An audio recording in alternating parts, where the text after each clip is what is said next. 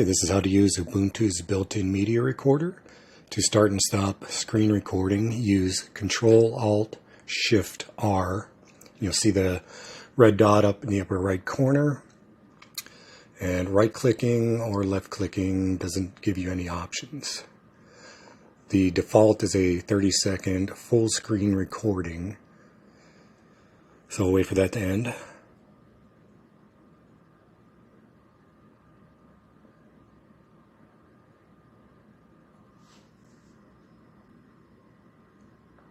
Okay, it stopped after 30 seconds. It stores the videos in your home folder under the videos folder. There's my screencast, and you can see it's in the WebM format. That's the only format the screencast records in.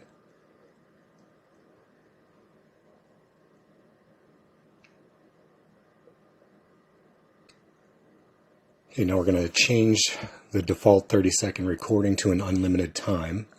Let's go to Show Applications, type dconf.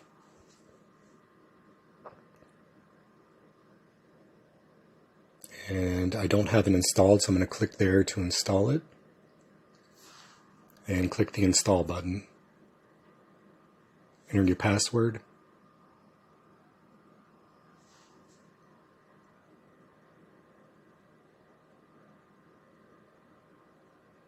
Okay, click Launch.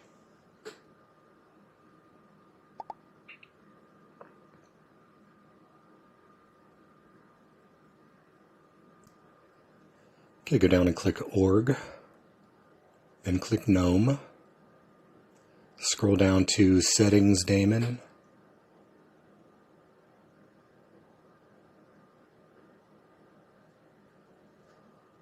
then click Plugins, then click Media Keys, click Max Screencast Length.